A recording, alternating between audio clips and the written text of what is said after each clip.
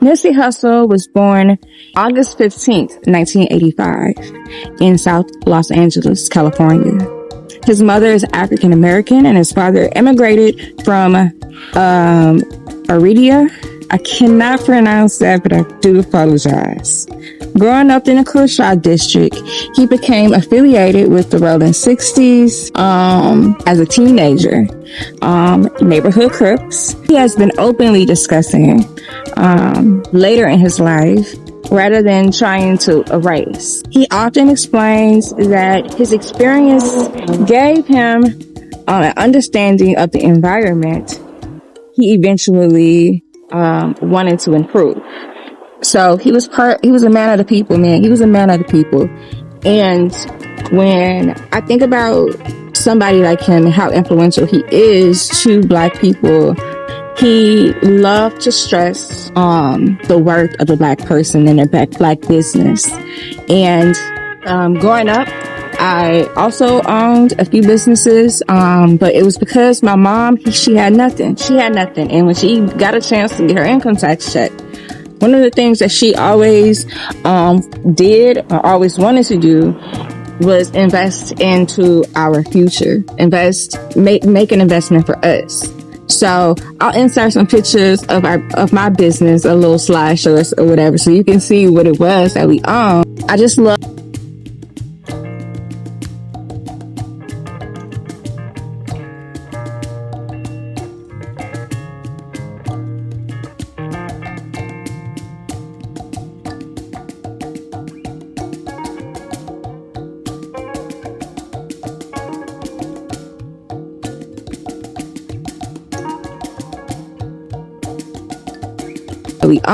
I just love the fact that he is trying to make sure that our community could survive or thrive together and bring us more closer together, but also spending our money. Our Black dollars are what's running America at this point. If it wasn't for us and our spending, America would not be what America is right now. So that's the most important thing that we can take from that.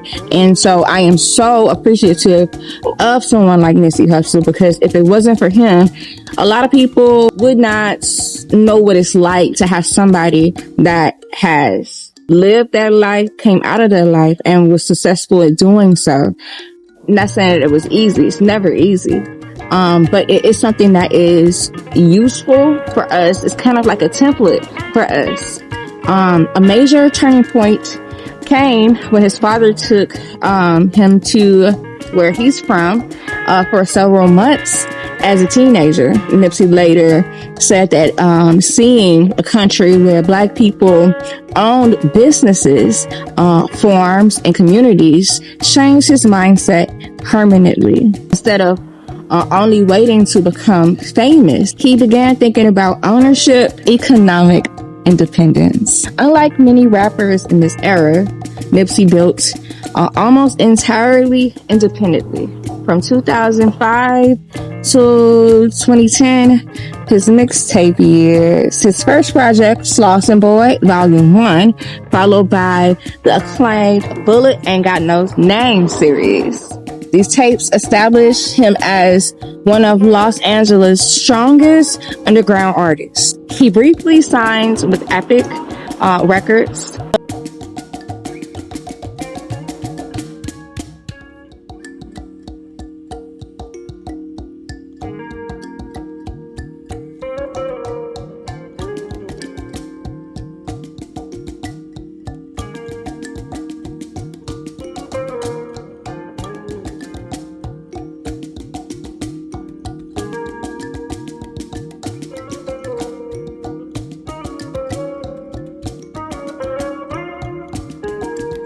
Records, but left after creative differences because he wanted to remain independent instead of becoming another label-controlled artist. The marathon movement. The marathon continues. For Nipsey, the marathon meant long-term thinking, patience, ownership, discipline, building wealth instead of creating quick fame. This wasn't simply a slogan.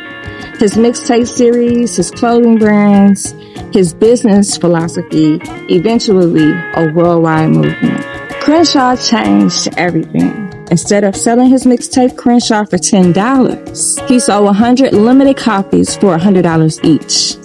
Many thought it was crazy. But Jay-Z purchased 100 copies, spending $10,000. That stunt became one of hip-hop's greatest marketing stories because it demonstrated the value of scarcity and ownership. So if I can remember the name of the concept was, I think, Proud to Pay, or I think it's Proud to Pay, right? I'll insert it in here if it's not that one. But it's basically something that usually will cost anywhere from, back in the day, because you know I'm old. Back in the day, an album used to cost anywhere from $9.99 to like $19.99, $24.99. And, you know, that was something that we look forward to every Friday. Then they switched it to Tuesdays and all of that. But the concept of selling it for 100 is not about the price of the product. It was more about what you are investing in. You're investing to the artist. You're not investing into just getting some music. You're investing into this artist and the success of this artist because he's doing it on his own and he wants to make sure that he's able to continue to do it. And that comes with cost. It costs a lot of money to be a rapper that is successful, that gets heard, that have distribution, and somebody has to pay for it. So if it's not with a label, it is out of their own pockets. Yes, he had a little money back in him, but compared to all the other artists, there is comparison. You're not with a label.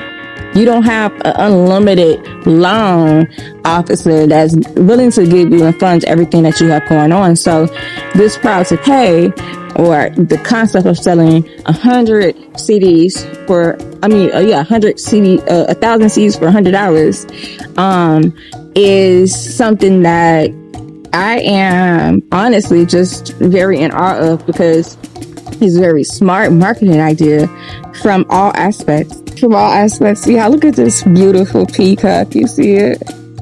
Just sitting there. This street right here, I'm not very far from where I live at.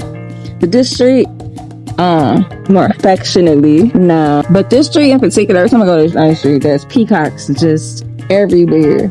They're beautiful, aren't they? They're so beautiful, but I'm scared of them, I'm not gonna lie to you.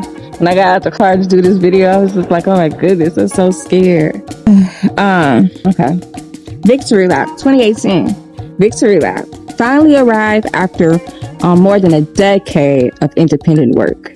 It debuted number 2, top 200, and earned him his first Grammy nomination for Best Rap Album. Critics praised it for blending street storytelling with business and motivational themes. Notable songs include Grinding All My Life, Hustle and Motivate, which is one of my favorites.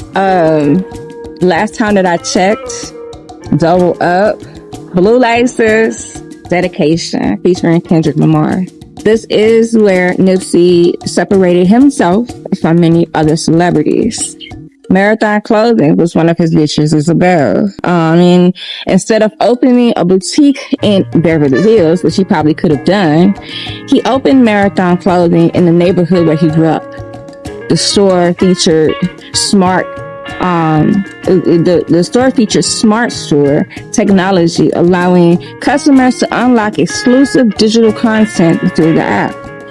I didn't even know that. Vector 90. Now, I knew about Vector 90. It was something that he pushed really heavy before he passed, and I did look into it after he passed because I wanted to see like where it was at. He invented a STEM and technology workspace called Vector 90. Its purpose was to expose young children to South LA or South Los Angeles to technology, engineering, and entrepreneurship, rather than only sports and entertainment. Community investment. So he did invest a lot into his community. He invested into affordable housing, local businesses, neighborhood redevelopment, job creation, and gang interventions. And just before his death, he had scheduled a meeting with the LAPD and community leaders to discuss strategies for reducing gang violence. Nipsey began dating Lori London in 2013, and they had 2 children, Imani and Cross, daughter from a previous relationship with Tanisha Foster. Well, he has 2 children, I'm sorry, and just one with Lori. One was with Lauren, and the other one was with Tanisha. Lauren, I'm sorry, I call her Lori. And he remained active in both, his children's lives, as he should. March 31st, 2019, Nipsey was outside of Marathon Clothing in South Los Angeles greeting people. A man later identified as Eric Holder approached him.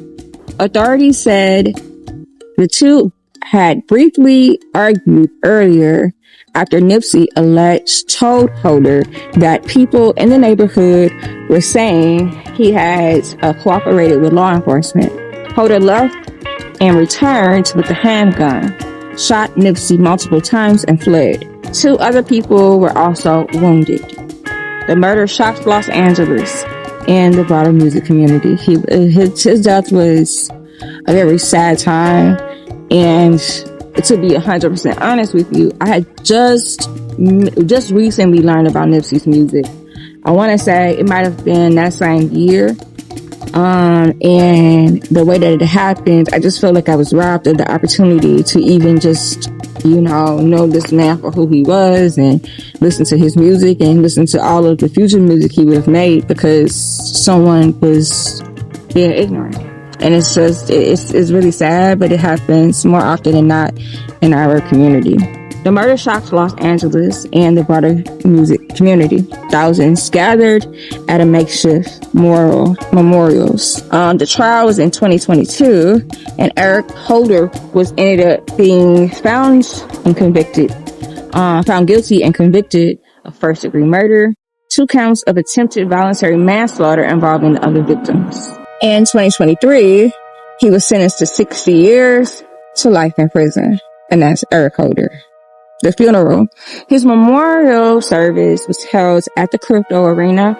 It was then called the Staples Center. The funeral procession traveled through the neighborhood that shaped his life before he was buried at Forest Lawns Memorial Park. Awards after death. He won 2 posthumous Grammys, Best Rap Performance and Best Rap Song Performance. He also received a star at the Hollywood Walk of Fame in 2022. Estate battle. So this is more information about the estate. I have a little bit of information that I gathered from different resources, most of which came from the LA Times. I'm sorry. One of the biggest legal issues after Nipsey's death was that he did not leave a will. That meant California probate law determined how his estate would be managed. Initially, his brother, Black Sam, or also Samuel, his sister Samantha, and his attorney, David Gross, were appointed to help administer the estate. But there was a custody dispute. A lengthy legal battle followed involving Imani, Nipsey's daughter. Nipsey's family sought legal guardianship of Imani after his death. His mother, Tanisha Foster, challenged those efforts in court. And after years of litigation, the disputes surrounding guardianship and estate administration gradually moved towards resolution. According to newly reported court filings, this week, Nipsey Hussle's estate, reported to be worth roughly $11 million, has now been distributed to his 2 children. The reported arrangement provides 50% to Imani and 50% to Cross. The inheritance reportedly includes both cash and estate assets, bringing to a close years of probate and legal proceedings following Nipsey's Death. Why Nipsey still matters. Nipsey Nipsey Hussle became influential because he combines music with the philosophy of ownership and community investment. His emphasis on buying stocks, his emphasis on buying back property, supporting local businesses, teaching entrepreneurship, and creating opportunities in the same neighborhood where he grew up made him a cultural figure beyond hip-hop. His phrase, "The marathon continues," remains widely used as a symbol of preservation and long-term vision. After a 7-year legal battle, Nipsey Hussle's $11 million estate was officially distributed amongst his 2 children. His daughter Imani and Cross will receive a 50% split in cash and assets, making the end of a complex probate and guardianship process that follows his 2019 death. Because the rapper died without a will, his brother Samuel, Black Sam, served as a state administrator, navigating years of litigation that includes his estate, valuation growth, and guardianship dispute involving Imani's mother. The children's multi-million-dollar inheritance includes both cash and ownership interest in Nipsey businesses and trademarks. The Marathon Clothing and affiliates, full ownership of his various corporate entities, including All Money In, Incorporated, Marathon Studios, and the Marathon Touring. Trademark portfolio, complete control over the rights and trademarks tied to the rapper's legacy, valued at nearly $1 million. Physical assets is personal property, including his 2012 Chevrolet Suburban and multiple high-value bank accounts. With the probate process officially closed, the administrator of Cross's inheritance will be overseen by his mother, actress Lori London, while Imani's share transitions to her as she approaches adulthood.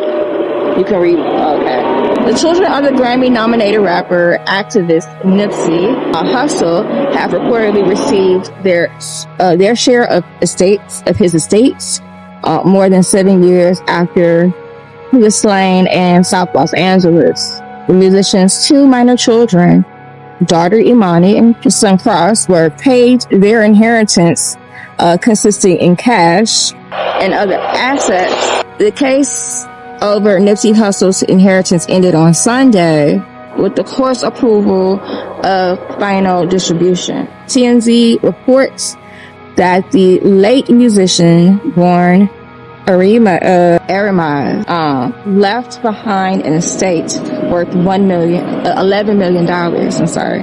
The outlet also said that the court documents did not disclose the exact amount the children received, but they each received 50%. Some of the other businesses I know that he had at one time, who still has, is the Marathon Burger. He has one in, I want to say, in the Fairfax district, and then one in Long Beach, and then there's one at Venice Beach also. He has the Marathon cannabis store is in, where is it? I can't remember the name of it right now. Hold on, let me look.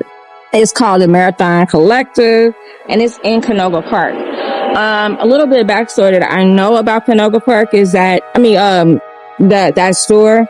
So it was originally, he wanted it inside of LA, right? But he could not find someone to buy, because he wanted to buy a brand or whatever, and not be like just a white label weed company. He wanted to cultivate his own and have his own store, his own collective, and he could not find it in the city of LA. So he ended up having to go to Canoga Park, because that particular store, I forgot the name of what it used to be, but they agreed to let him buy it and it'll be his outright. So he had to have it in Canoga Park. But it's a very nice location. Top shelf weed. I did a vlog on there. I can't really put it on YouTube because it's gonna get my channel demonetized. But it's a very nice establishment. On top of all the other things that he has, I did want to mention those two things since no one else did. I hope that you guys enjoyed this. I know that Nipsey is resting in peace, and to know that his children have what he had worked so hard to get and maintain, and hopefully we'll see them have businesses one day in the future. It does, you know, make me feel good that, you know, he is going to be able to, you know, his children are going to be able to have a piece of him that I know they probably will need more likely than not in life. And it's a good jump start for them. You know, I know that was what his goal was for, to have financial freedom for his family and for himself and for his community. So this is, you know, just that. And thank you guys for watching. I appreciate you. Don't forget to like, share, and subscribe to this channel. This is my music channel. For more, you know, videos like this, I'll do it in different settings. I don't want to just do my videos inside the house, inside of my car. I want to get out in nature and do them because I live in beautiful California, and why the fuck not? Thank you so much for watching. Y'all be easy and stay dangerous, my nigga.